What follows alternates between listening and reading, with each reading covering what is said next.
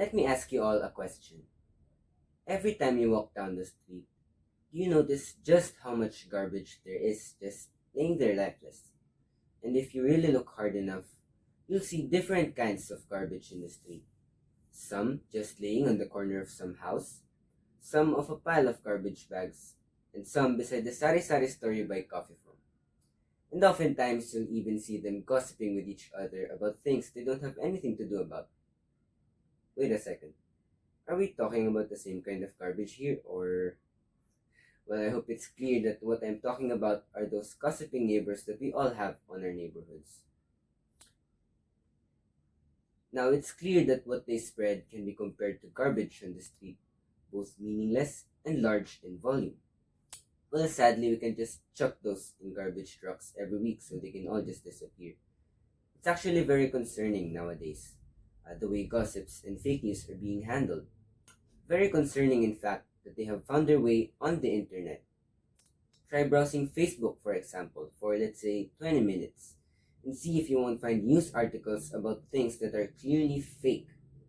Try scrolling through YouTube and see if you won't find videos of things that are fake.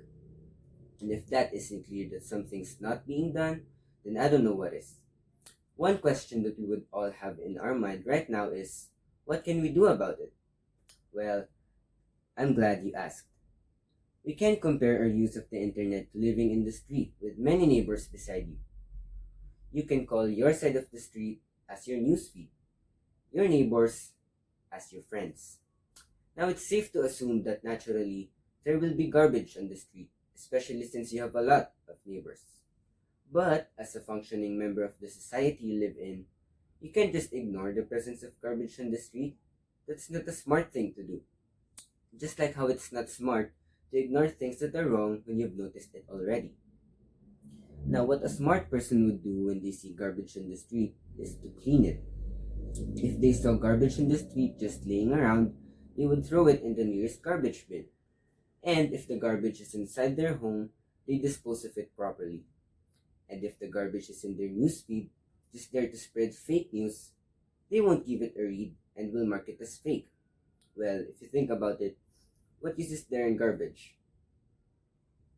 Another thing that a sensible person would do is to report it to the proper authorities. It will be very tiring to clean up after the mess of your neighbors all the time, right? That's why the authority is there.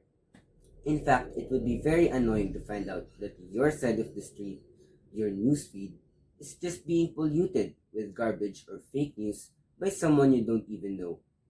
It's annoying, right?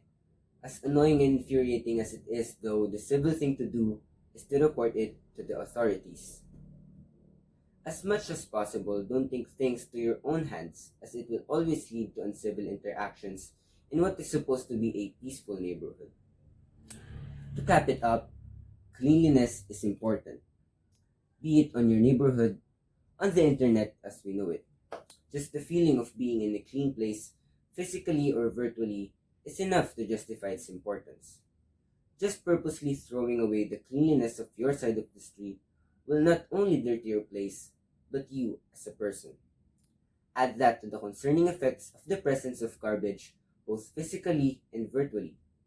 If you can lend a minute to the aware of the surroundings and distinguish what is garbage and what is not in the space that we physically and virtually live in, then that is one significant step forward to making the internet fake news free.